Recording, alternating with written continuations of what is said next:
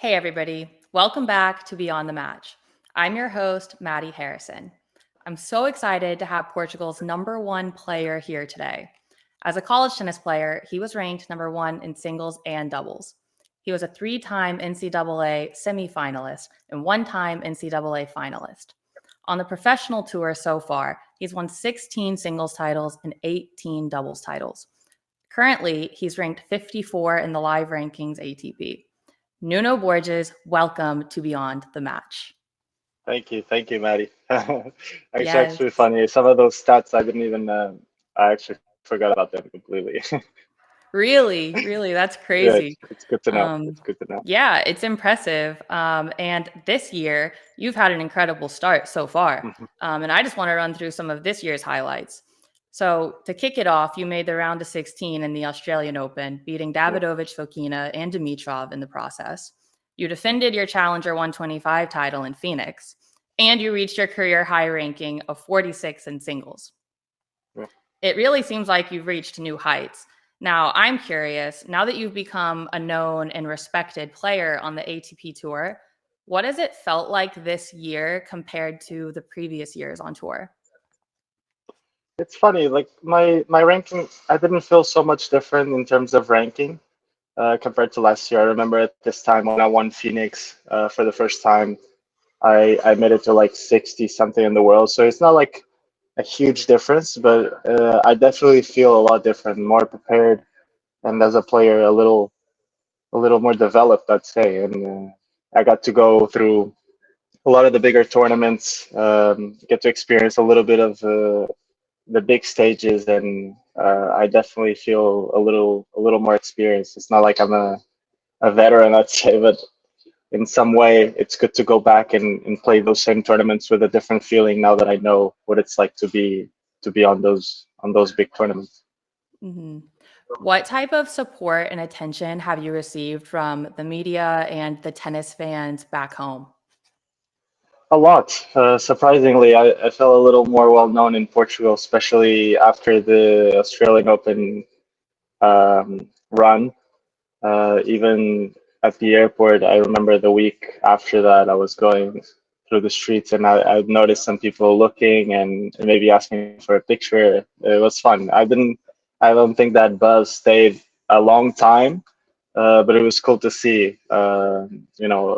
Portuguese people a little more interested in Portuguese tennis and just tennis in general because it's great for us. It's great for our sport. I think we needed a little bit of that too. 100%. Recently, there was a viral video of you all over social media. I'm sure you Which know one? what I'm talking about. The one where you were playing the match against Garin at the Estoril Ah, Open. yeah, yeah. And yeah, no one could believe the chair umpire and the supervisor sided against you. So, can you Unreal. explain from your perspective Hmm. what actually happened? So, midpoint, it was break point, whatever the situation was. It was set for him, 3-2 for me, maybe advantage for me. It's been a long game. We're rallying a lot, and then halfway through the point, he hits a really close shot on the baseline, and I like as soon as the ball hit the ground, somebody screamed out, but it wasn't like a big scream, but more like a out. Somebody hesitated. I thought it was somebody from the crowd and not actually the line umpire. Honestly, till this day, I don't know exactly, but I think it was somebody from the crowd. And me and Garen both hesitated a little bit. I hit the shot. I make it a lob in the middle of the court, easy for him. But I'm also like a little confused, still looking at the mark, and like I wasn't ready to like get the next ball probably because I was still looking at it. But at the same time, I know I knew I was gonna make the next shot, and so Garen, with all this situation, hits the forehand wide, like middle of the alley. He's complaining to the ref, to the chair umpire, saying, "You made me confused." He stopped the point. Somebody called the ball out. I honestly don't know what he said exactly, but I'm sure he said something and made the ref say deuce. And like I was already at the tower, like getting ready to serve, and I'm like, wait, what? Did he say deuce? And then I go to him. What do you mean? Uh, like I won the point. What happened? And he's like, oh, I think honestly, I can't remember exactly what he said, so I'm not gonna perjure myself here or whatever, say something wrong that it wasn't what he actually said. But I remember him saying that he thought his forehand next was in, so the one that he actually missed. The previous one barely touched the line, and then the next one was like middle of the alley, and there was actually an out call from the line umpire. So I just told him like, no, the ball he missed the shot. What you could have maybe said is like, okay, it was hindrance because somebody called it before the point was over, somebody from the crowd, and it was hindrance. But that's not what he said. He said I didn't actually stop the point, so he wasn't going to give it away to him because I stopped the point and I assumed the ball was out, which was actually not the case. I played it like I'm still in the point, but I was at the same time looking at the mark on clay.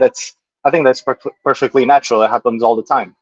Um, and then I don't know what the hell happened, but he said I'm just gonna give the point to him. And then I call the supervisor. The supervisor goes there, talks to him, tells me I can't change his call. And I'm like, I remember feeling so desperate at this point because I'm like, what the hell? This just happened. How am I losing this point? Because we either replay or I win it. There's no way I'm coming out of here with the supervisor leaving the court, and I'm still like, how, how? And so the supervisor told him, did you know that his last shot was out? And he said, no, but I still don't change my call. And that's where I go like, okay, this is just a pride thing. At this point, he doesn't want to give in because he knows the fact is wrong. What he thought was wrong. Okay, now you can change the decision because obviously you didn't know that shot was out. And that was not a question because even the line umpire called it out. Like even the line umpire could have said like, yeah, this ball was like half a meter out, like 2 feet, 3 feet. I don't even know. I thought that was not a question. And then That's wild. So how do you prevent yeah, moments like that from completely rattling you in a match? listen, I've had so much like, especially in the matches like this. I'm playing at home. Uh, I thought it was fresh in the head, like to compete, and we can be a little tired sometimes, a little more drained, and maybe you can't take this sort of stuff. I thought I took it very well, and still somehow I really wasn't ready to face anything of this sort because I've been people say robbed because oh you saw the ref said the ball touched this much and then I thought the ball missed by that much. That happens all the time, but this was not a judgment call. This was a rules, and this was just out there to see. So I don't know what went through his mind. And I thought it was honestly just didn't want to give up on this first decision or second because he did change. I honestly thought he was going to give me the point at first before he complained, and then when he did complain, he changed the call to deuce. And I'm like, I thought it was just a very stupid decision. I honestly like, and it changed. I'm not gonna lie. I usually don't say like, yeah, I still lost because I didn't play well enough, which it could still be the case, but not having that break changes everything. And in the end, he made the 3-all. We went to breaker, and then he played a really good breaker. But like, I had the break.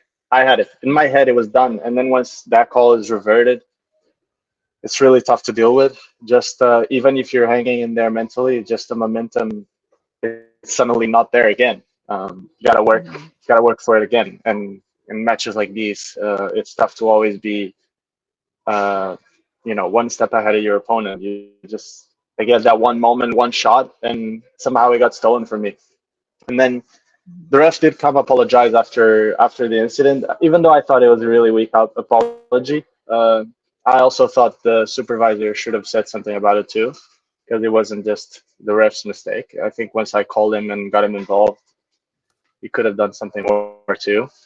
Because clearly, like, I just don't know how it's gone that way. Honestly, I still have no explanation. I Yeah. Right after that moment in the press, I told everybody I'm sure it was a mistake, and he's gonna come apologize. So I haven't put that pressure on his side because I'm like, I know I'm right. Um, it's just completely crazy. So, less match specific question and more general life question here. How do you stay grounded in life as a pro tennis player when the nature of professional tennis is pretty Yeah. chaotic and scattered? No, even socially it can be a little hard. I start like my tennis friends are my best friends always, and since a young age, my tennis group has always been my closest people, and for since I remember.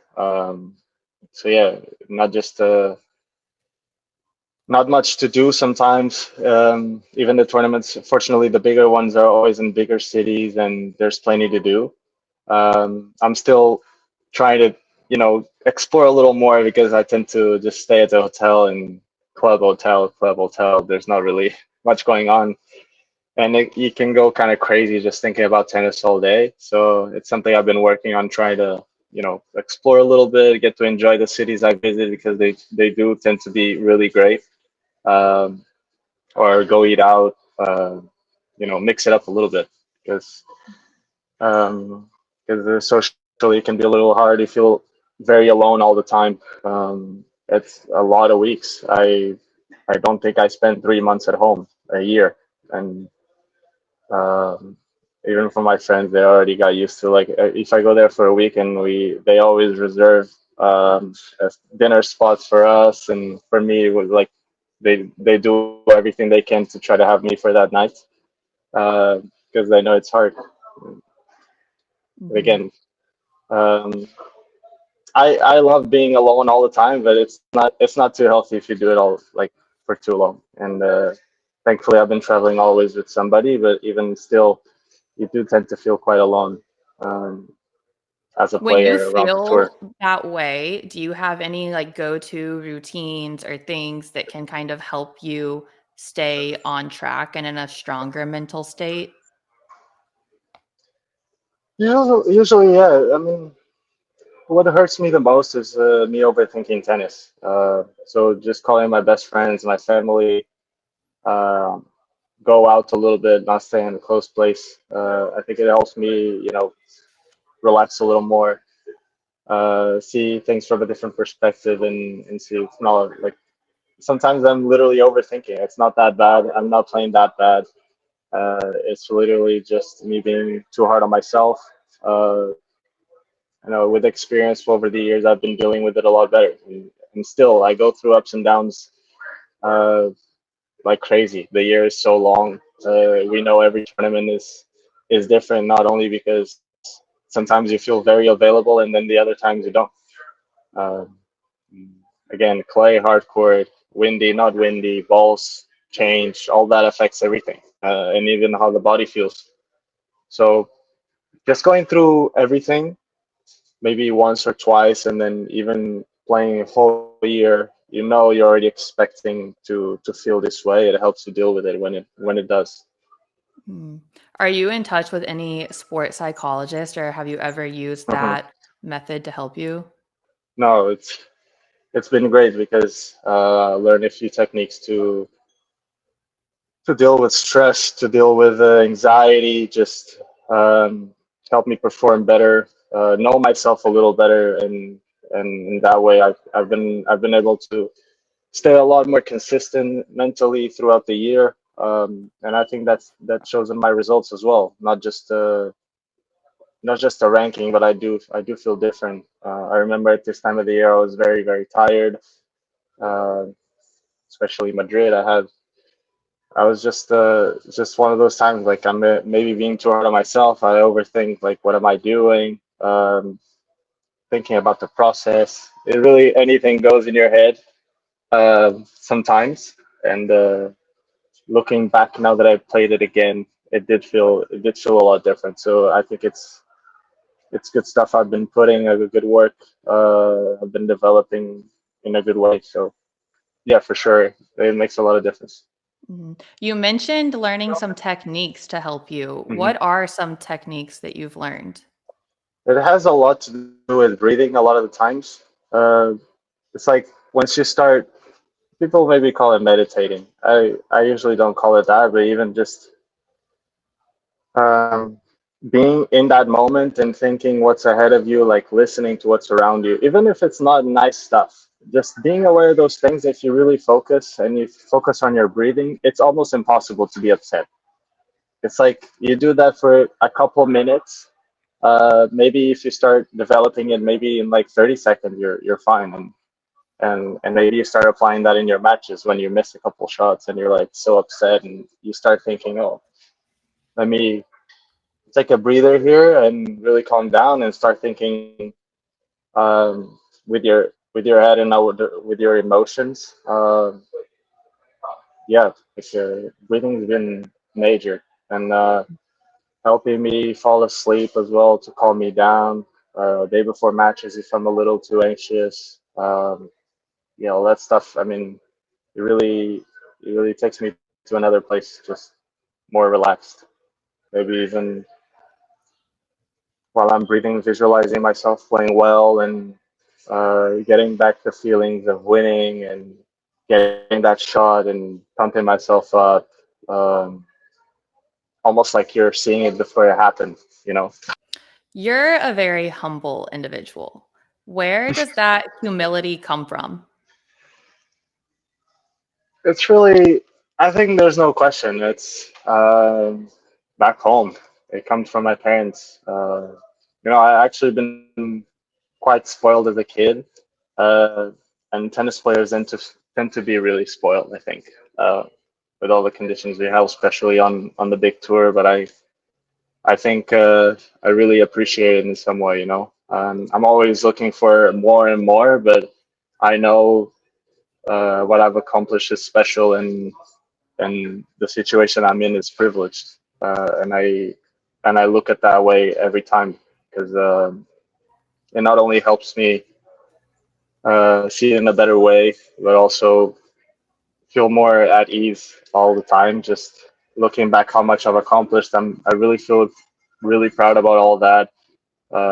It helps me put in the work and knowing like I haven't done anything, and not talking bad about myself, but just in a way that I can push myself because my coach always told me the moment you start um, feeling satisfied and like just okay, I'm comfortable, that's when you start dropping and that's when you stop working and developing. So I think in tennis you always got to be looking for something extra. Even the big three always change something later in their careers. They're already top 10 or maybe top three in the world, and they're still changing technique, stuff that you can actually see.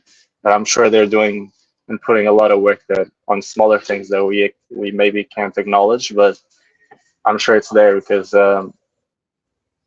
I think that's just how it works. So I guess being humble is something that uh, I also have to work for, and thinking that way helps. That's what I believe. Hmm. Let's jump in a time machine and go back to when you were a little kid. You grew up in Porto, Okay. as you said. What was life Hmm. like growing up? Well, I tend to think I had a very average childhood. Not average in a way that it's not good, but like mm, I I didn't do anything special, especially towards tennis. I went through school just as any regular kid. Public school, uh, the nearest in my hometown. I was actually 5-10 minutes away from my hometown because my grandparents could take me to school and pick me up after school.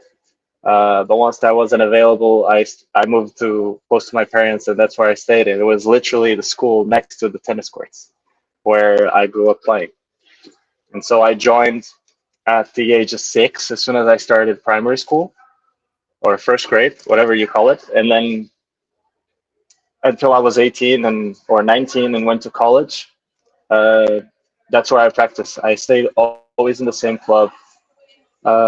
Funny thing, clay courts only, and ended up maybe enjoying a little more the hard courts later in my career.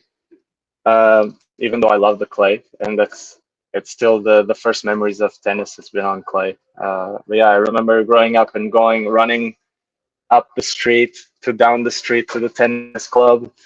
It's like I would finish school 4:45 and run all the way to the 5 o'clock practice. Just, I mean, I would be late all the time, but uh, I remember even coming back from practices crying like, "Oh, I didn't win. I'm such a sore loser."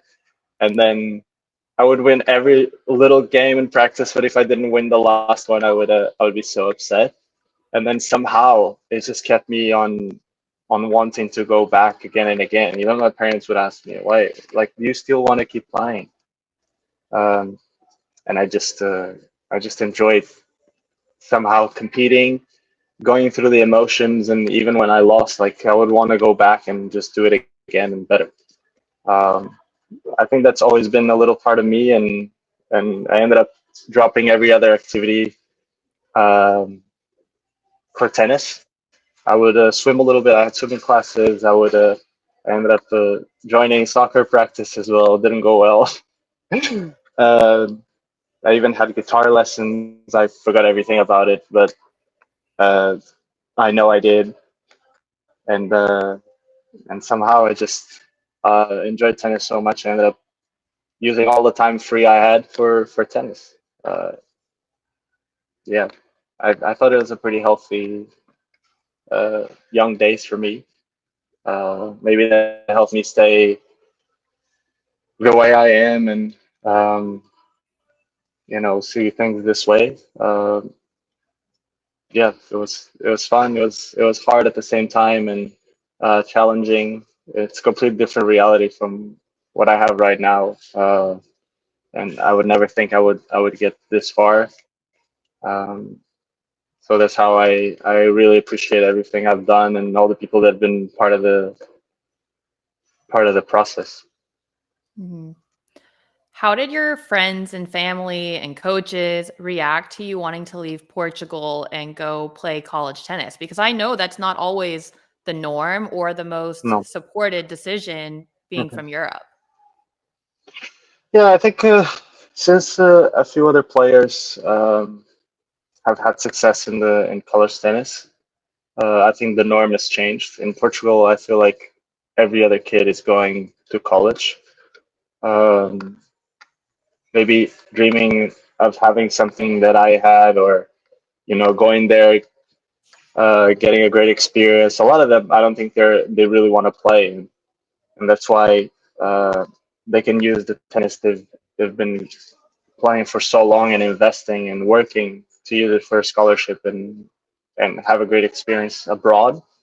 Um, and a lot of my friends did the same. So I know they were looking to go pro, and even those who do, a lot of them are surprisingly going to college without thinking twice, which I never thought I'd be an ambassador for it. But I guess my example really, I thought I made a difference that way. It wasn't easy for my parents. I'm an only child, so they had to get up their only kid for college, and for me it was brutal. Like um, I remember bawling out in the airport as soon as I crossed the security and left my parents to, knowing I wouldn't see them for like 5 or 6 months in the spring.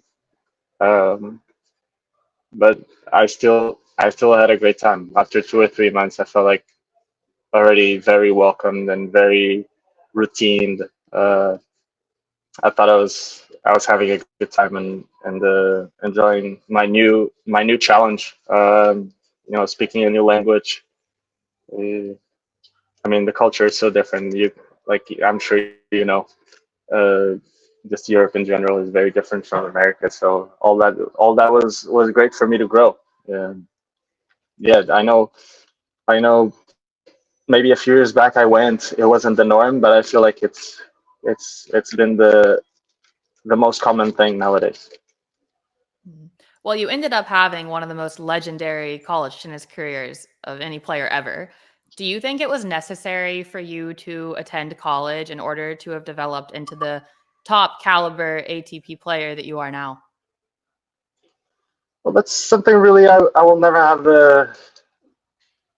the answer truly. Like I will never know. I think it worked really well for me because I was missing a little bit of the aggressiveness that maybe the hard court helped me develop, and Matt Roberts helped me a lot through the years to develop that sort of game style that I needed. I've never been built like the quickest or the most explosive or the strongest, and start developing my first serve, knowing how to return properly, all those things. Just college itself was challenging enough to push me and develop those things very quickly. So I felt a big difference after those first year and a half too. But if it was the only way, it's hard to tell. Because college wasn't my first option. I would like to go play if I thought I was ready. Um, but I think to me back then, I have no regrets, and I think it was the right decision for me from my perspective. Going back, I wouldn't change anything. And I'm very happy where I am right now. And everything I've done before that, and just the whole process of getting here. Um, I'm very thankful for all that. So I really wouldn't change anything. Like I said, uh, I will never truly know. Mhm. What about college was exactly like you expected it to be, and what about college life in general was totally different? I really had no expectations. Like it was hard. I knew the food was gonna be different, but I didn't know. Like yeah, people back home say, oh, it's all burgers and pizza. Like it's not true. Especially in the South, there's a lot more to it than like fried chicken or mac and cheese. But um, maybe things being bigger, just the roads a little wider, the cars a little wider and just bigger. Uh, just yeah, everything in general is so spaced out. It feels so wide and open. At least a lot of the places I've been. Obviously, you go to New York, it doesn't feel so much space like you'd think so. But compared to where I'm from, things were a lot smaller. I would get around easily just with a bike, and maybe Starkville was that way too. But I knew like once you go outside, it's a very big country. But again, I really wasn't expecting anything. I almost closed my eyes and just went.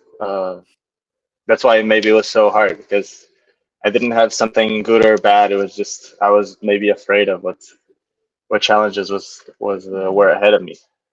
Well, going into the 2019 NCAA final, you were on a Mhm. 31 match win streak. What did you feel going into that match? Yeah, from what I remember, I knew I was really tired. I I mean, I made such a big push throughout the whole semester. Just I remember I hadn't lost since very early. I think I lost one of the maybe first three matches against Rybakov that semester in January, and then I hadn't lost saving. I think I saved on two matches match points out of those 31, and then made such a big push through the season. Went undefeated in the SECs. Um, Another SEC tournament title for us. All that was very draining, and you know, tough loss against TCU in the nationals. Um, I was already so tired there. I made a big push. I played such great tennis in the NCAAs, and then um, when I had everything and more that I ever wanted in that one last one, I couldn't take it, and it was very. I mean, it hurts so much. Like I wanted to finish with a 32 winning streak and be out and like not have that loss. Knowing I've finished winning everything and I was number one in the nation. I feel like the pressure is also on me, um, and so maybe that's why I couldn't perform maybe as well as I did. But I know I was also very drained. Looking back, what an amazing run! I mean, just incredible. I'm still surprised I was able to do all that, and my college career in general was just a crazy ride. It went so well. Even starting my first fall, I go to national indoors and play in the semis. Like thinking back, that was already so nice. And winning the fall nationals later in at Indian Wells. Uh, yeah, then I went to play Indian Wells itself, and I was looking back like this is crazy. I can't believe I've been here and I won here. Uh, yeah, but that one last match really did hurt a lot. But I'm way past it. And, I think it was all part of the process. You know, some of those you really need to take to be able to keep growing. And maybe if I had one, it would have been different. So maybe it helped me keep my feet on the ground and keep working. But yeah, I wish I still had that one. But just amazing to make it to the final and just NCAAs in general. I made semis, final. You know, never lost earlier than semis. I thought that was really cool. Hmm. Truly incredible.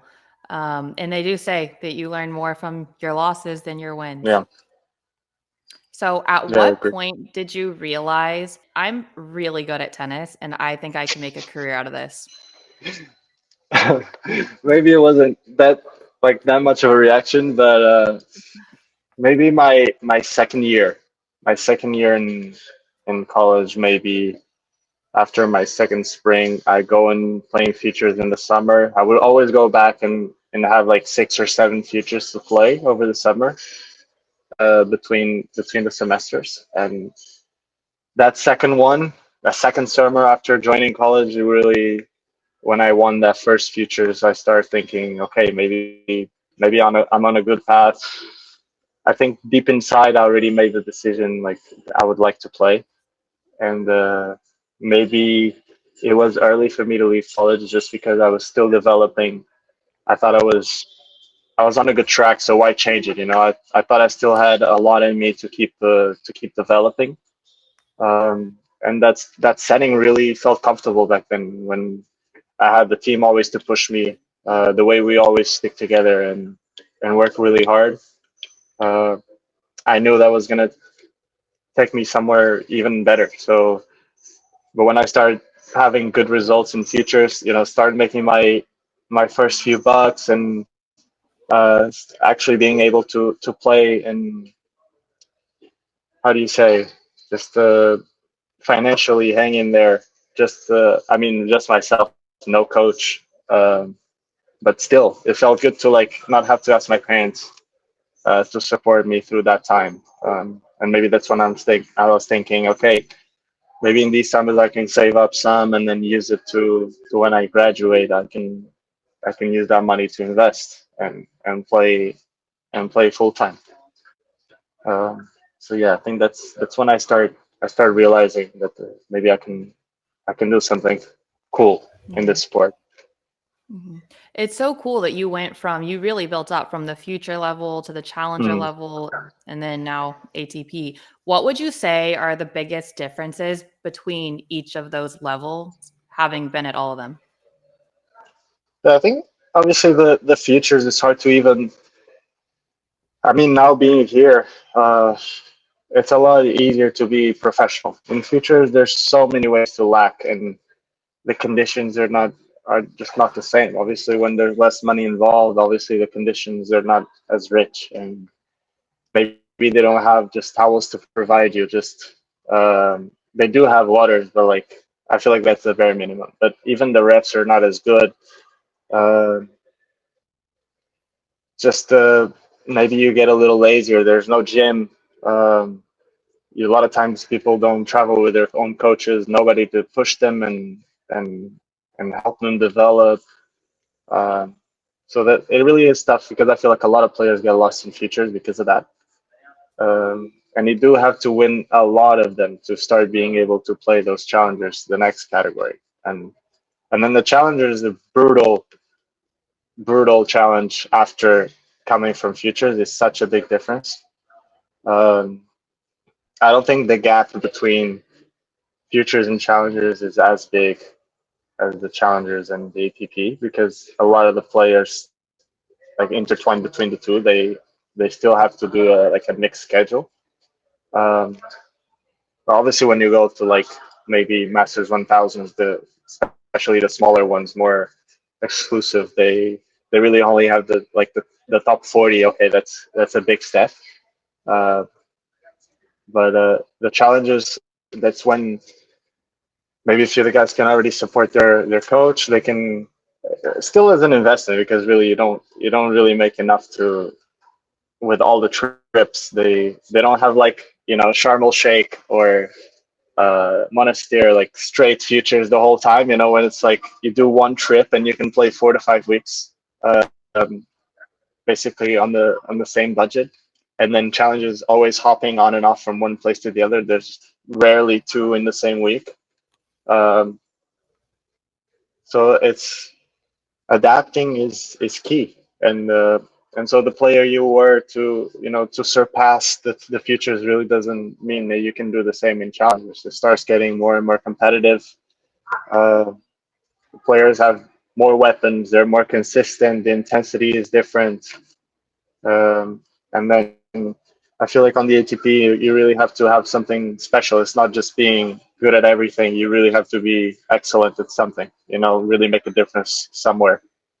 So yeah, that's a little bit of explanation now, at least my thought of uh, what the differences in the different tours is. But for sure, each one of them has their own characteristics, and each one of them has kind of this sort of way to find a way through.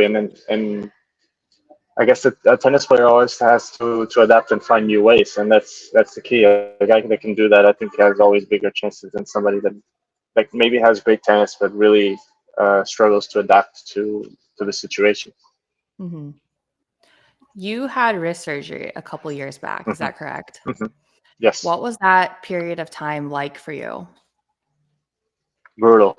When I was told, I mean, it was the first time I ever felt like a pain like that and so sharp on the wrist. I remember it was my last semester at Mississippi State. It was in August, soon, like right after I came back from the summer playing futures.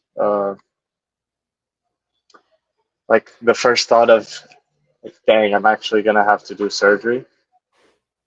Um, it was very scary, and it went by like it was so quick. Like I was having pain. I tried to find a way in like 2 to 3 weeks, start taking some meds, did some treatments, and really nothing, no changes. Felt really scary at that point, and then did an MRI. They told me I needed surgery or it'd be the best way. Honestly, it went by so quick. I honestly think the first one was a mistake, and I ended up having to do a second surgery um, later in March in COVID year. As soon as the futures, I think I was on the operating bed the same day they stopped the futures in Portugal. Wow. Like I remember they stopped on like a Tuesday or a Wednesday mid tournament, and I was having surgery. So it was kind of good timing for me because I was going to be out anyways. So was everybody else at this point. I remember at least looking at that positive, that I wasn't going to lose my points, or it was not gonna hurt my ranking the same way.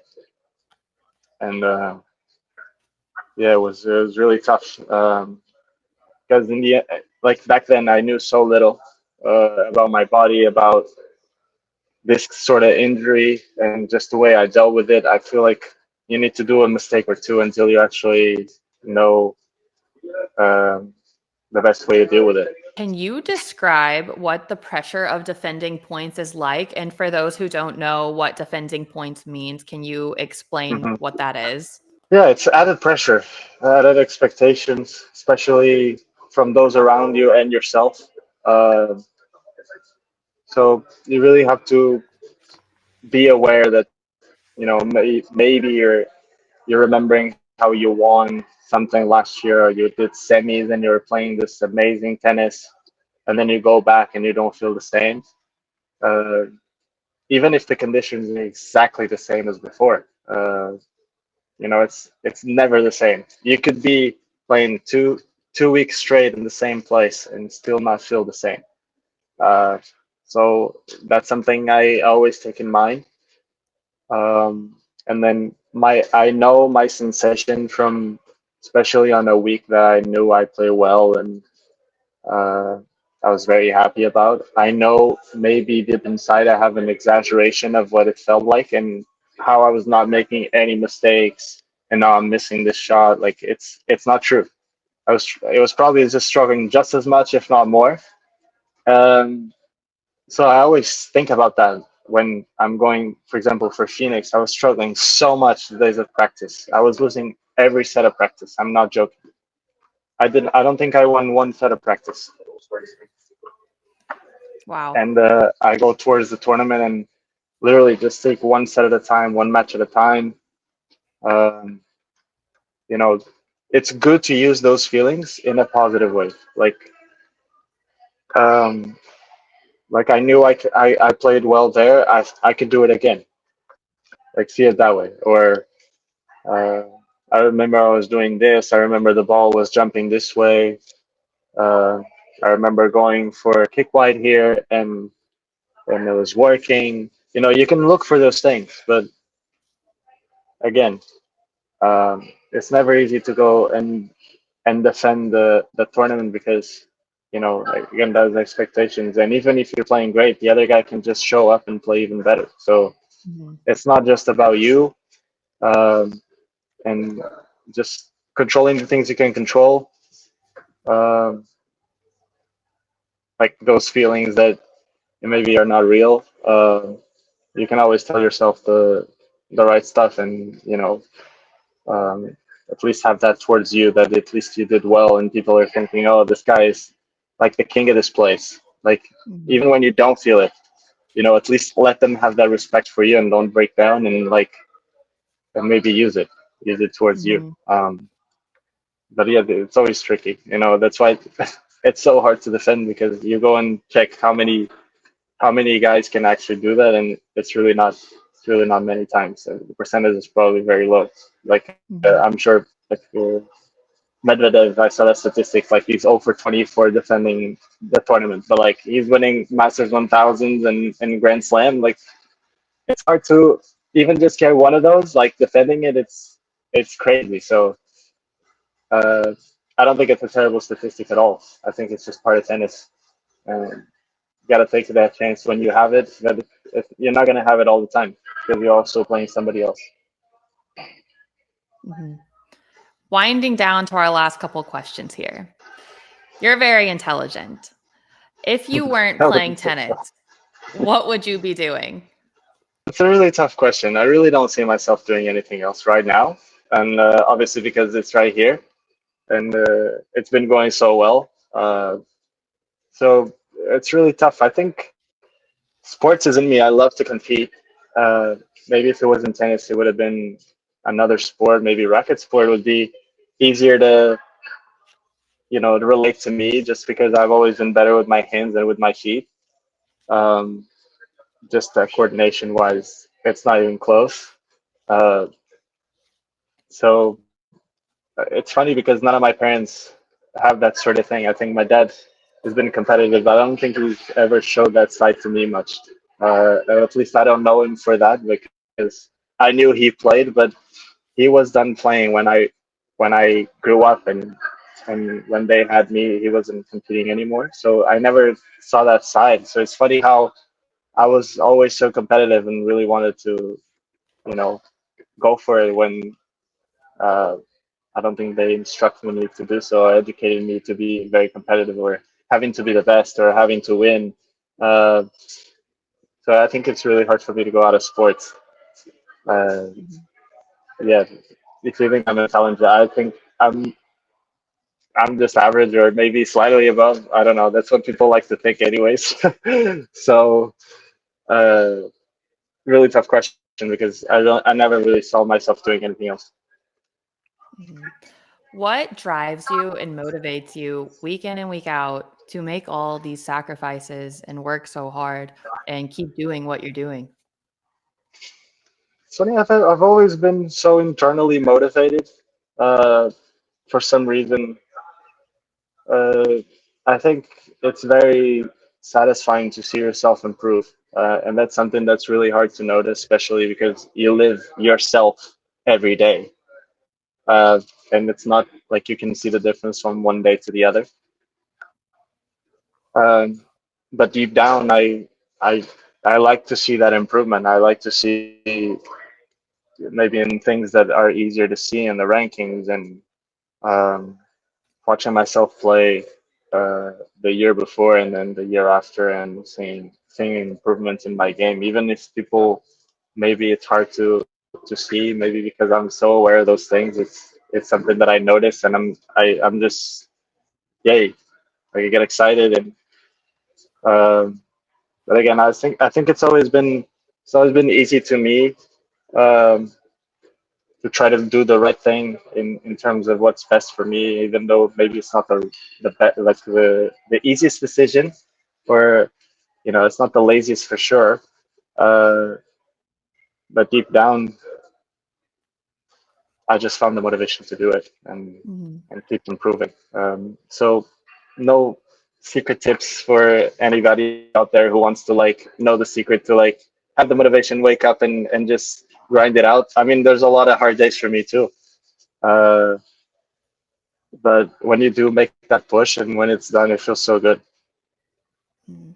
It sounds like it's interesting you say that right now because earlier you mentioned that whenever you were younger and you would lose, it would almost make you hungrier. And it just seems like you Yeah. have that hunger in you. And that is truly what makes a lot of athletes and Hmm. successful people in general successful and great at what they do. So Yeah. I can see it. No, it's like when you go so upset, and then after taking it in and calming down, then you're like, oh, I want to go back on court. Right after you're so upset, like you couldn't do it. But tennis makes you feel very tired sometimes to go back on court and just grind it Mhm. out again. Uh, but I had that effect on me very early, like you said, yeah. And it wasn't just for tennis. It wasn't. It was like for table tennis or competing at cards or literally anything. But Mhm. again, that competition was always the one that like really motivated Hmm. And it's cool because I remember my first ever pro tournament that I ever attended. I watched me. Ivo Karlovic play a match. I don't even remember who he was playing, but he lost. And right after he lost, he went out on the court and had his coach feeding him balls. And that stuck Yeah. with me even when I was a little kid. And Mhm. so I do truly believe that that is something that is a great quality to have. Yeah, Mhm. I So agree. looking forward to the rest of 2024, what are Hmm. you most looking forward to? The Olympics this year is special because of that. I'm not saying I'm not excited for the slams. They're always great, and I'll always be looking forward to those. But just because there is one special one this year that you don't get to have the opportunity uh, very much, because once every 4 years. So yeah, I've been looking forward to that, and yeah, I put that in mind already some time ago. A lot of pressure to try to play it as well, which is not very healthy. But again, maybe it keeps me motivated to work even harder. Mhm. Has that always been a dream since you were a kid to play in the Olympics? It was beyond my expectations. I thought, oh yeah, sure, Olympic Games. That so far, like no, I didn't see it. I honestly didn't see it. I can't say I expected it, and like yeah, I've been working since I'm 12 to do this. No, it's not true.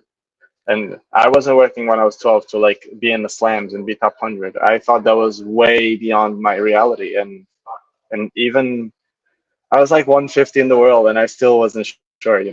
Um, but again, maybe they helped me, to at some point I wasn't really ready for it, but I also, once it was there, I felt really good, just appreciating what I've already accomplished, but at the same time, keep going for more. Let's see how far I can go. Let's see if I keep pushing where this takes me. Mhm. Well, tennis as a sport couldn't have a better ambassador, and Portugal as a country also couldn't have a better representative than you. And for those who want to follow your journey, do you have any social media handles or a website where people can find you?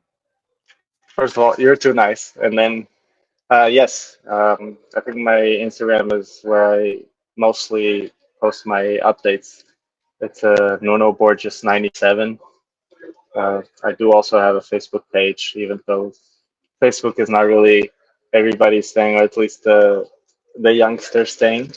But I also have a Twitter account on the same name, if I'm not mistaken, Nuno Borges 97. Um, so yeah, if you want to keep up, that's where I'll be. Nuno, good luck this week. Good luck Thank in you. Paris for both Roland Garros and the Olympics. Yes. And I will be following. I hope to have you back for season 2. Thank you for coming on Beyond the Match. Thank you, Maddie. My pleasure.